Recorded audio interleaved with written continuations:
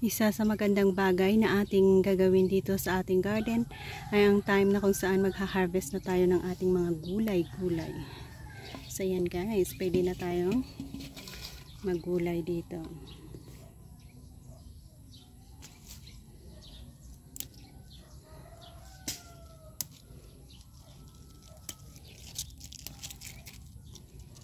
Bagong gawa ko ang trellis ito eh. Balag niya. Para easy nating ma-harvest dito. Ayan. Yan, di ba ganyan na siya. Ayan ang ating bagong ginawa. Oh, ang ganda niya. Oh, man. So, next things na ating gagawin ay ganyan.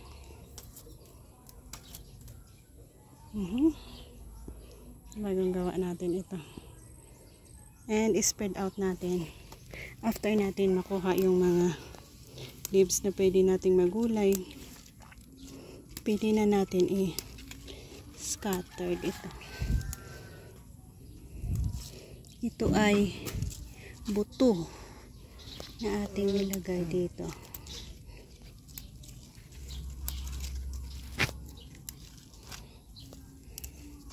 Bilis lang, no?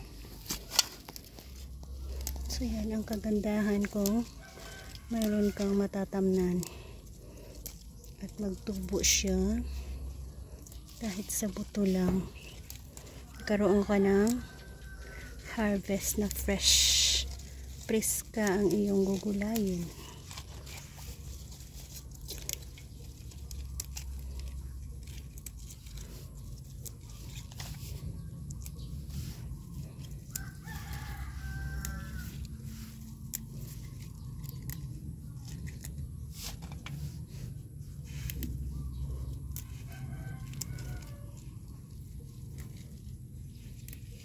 Isa sa mga bagay na ini-enjoy natin ang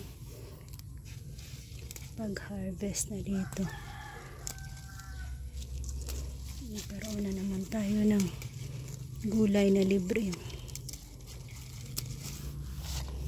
At alam mo, walang pesticide kang ina-add on dyan. Organic.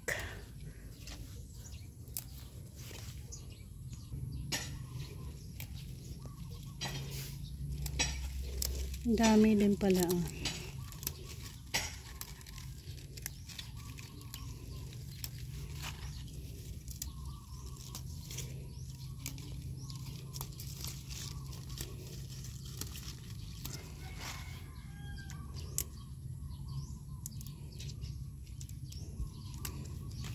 Yan, ipakita ko na rin sa inyo after na lumago ito ng husto. Dahil sa nilagyan na nga natin ng balag. Alugbati. Basta may mataniman ka lang kung saan-saan lang yan pwedeng mabuhay. So ipakita ko na rin sa inyo.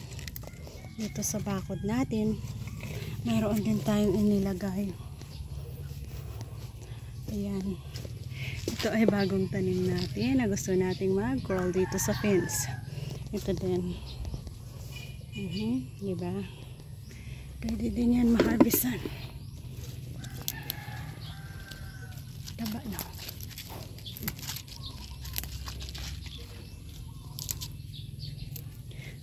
Sariling bakuran mo, so alam mo, malinis.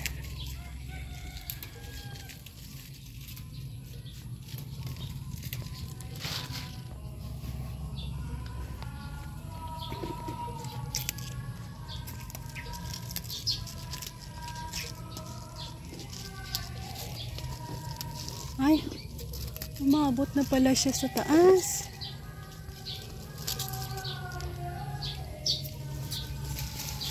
Ala, napakahaba niya na pala doon sa taas. Ayan, oh. Sobrang haba niya na pala.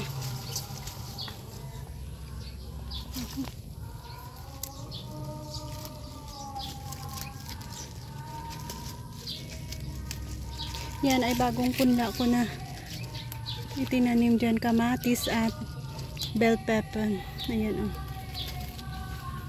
Tumutubo na rin siya.